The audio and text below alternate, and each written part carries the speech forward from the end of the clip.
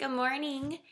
So today is Thursday, and this past Tuesday marked exactly 2 weeks until we leave on a jet plane to go to Africa.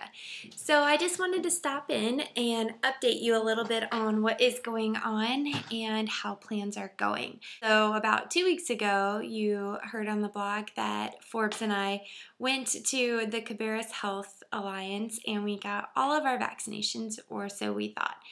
And then we got a notice last week saying we still needed one more because there was a yellow fever outbreak. And yellow fever wasn't as bad as getting the other shots because it was only one, and the last time I had to get 6 shots.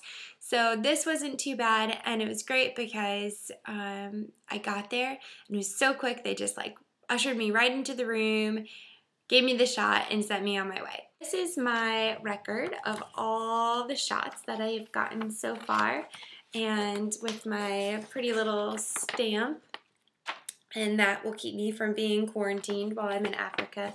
So you can see I've had yellow fever, and I've had hepatitis, I've had a tetanus shot, I've had 6 other. Went today to fill our prescriptions for Malarone, which is to keep us from getting malaria while we are there.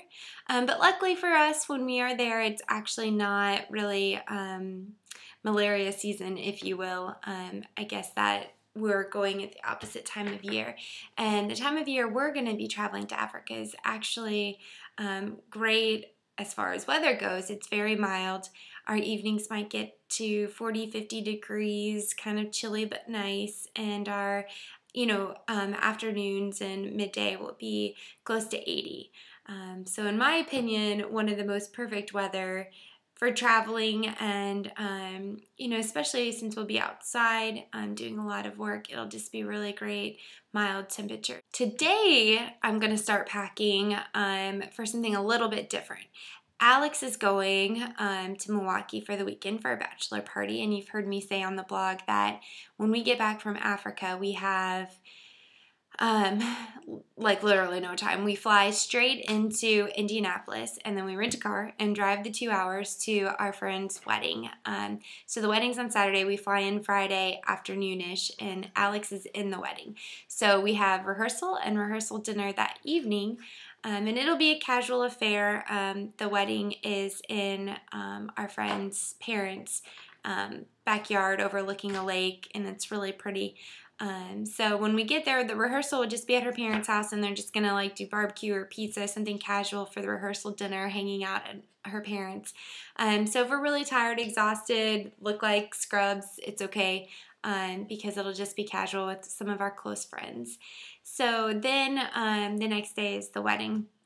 And to minimize how much we are traveling with to Africa so that we can bring supplies and other things in our suitcases, we've decided to go ahead, and when Alex goes to Milwaukee this weekend for the bachelor party, he's going to bring all of the things that we'll need for that weekend in Indianapolis and hand it off to Eric, who will then get it to Indianapolis for us, or I guess Haley will bring it to her parents next weekend. And so it'll just be sitting there waiting for us, our luggage, when we get there. So now comes the insane task of picking out what I want to wear 4 weeks from now. And I guess it's 5 weeks from now.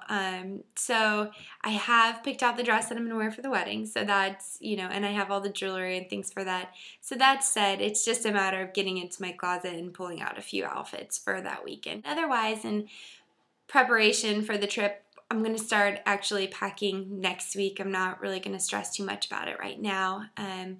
Our focus was finalizing all of our fundraising efforts. You heard last week that we are fully sponsored, fully funded for our trip, which is excellent. We're going to start collecting some other donations of supplies that we can bring with us, and I will post a list here on the blog, and if you have any supplies, you can feel free to get it to us in any way that you can. My other task is to sort of just prepare myself mindfully about what to expect in Africa. And so for the most part, I've decided to go with low expectations. That way I can just experience everything just as it is. But one of the things that I'm wanting to do is just read up a little bit about Zambia, about the culture.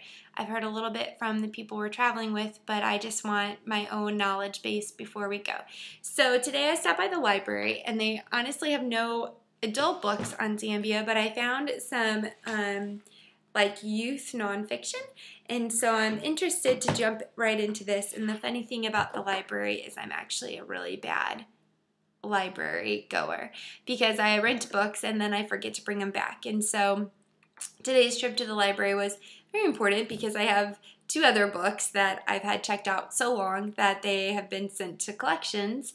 And so I had to go and fine up, I guess, pay my fines. And hopefully I will remember to return these books in due time. I mean, I have to return them before we go to Africa, so I shouldn't have any more fines. But the library is definitely benefiting as having me as a member because I give them lots of money. So anyways, the books I checked out today, again, are juvenile youth nonfiction books about Zambia. But there's this one, Zambia is My Home. And then I found this one, Cultures of the World from Zambia. And then the other one is specifically about the Lozi tribe, which is the tribe of people in Wandi, where we will be staying and where we'll be doing our mission. So it's actually kind of cool that these are youth books. They'll be a quick and easy read, and I'm sure will be fascinating to learn more about the Zambian people and the Lozi tribe. The other 2 books that came recommended to me are actually fiction novels, and I'm really excited to dive into these. It's been a long time since I have just enjoyed, well, I mean, I enjoyed Tuesdays with Morrie not long ago. It was a short, quick read, but the first book anyways, and these are recommended from my dad, and they're both based in Africa, and it'll just be neat to see sort of the African culture. But the first one is The #1 Ladies Detective Agency by Alexander McCall Smith, and so this is the guy. He looks so cute. I'm really interested about this. I don't like scary movies, mystery, TV shows, CSI, things like that, but reading mystery books actually really appeals to me. Something about, like, for instance, I couldn't stand to watch the Harry Potter movies. It was too scary. I had to turn it off, the last one that just came out. But reading the books, I'm completely okay with. So I love mystery and I love crime scene and things like that. And I always really want to be able to watch things like Law & Order and CSI and NCIS, but it just scares me too much to see it in person. But reading a book is a completely different story for me, and so I actually really enjoy mystery novels. So I'm excited, and this is like a series, so this will be really fun to read. And then the other one, and I don't know much about it yet, but was also recommended, and it's based in Africa, is the Poisonwood Bible. And I guess it's Oprah's book club recommendation as well. So these are the 2 books, and hopefully I'll get to read them before we get to Africa, or at the very least on the 17-hour plane ride that is coming up oh so soon. So like I said, just 2 weeks from Tuesday, so that gives us about a week and a half now before we are off. I guess that's all the Africa news for today, and bye.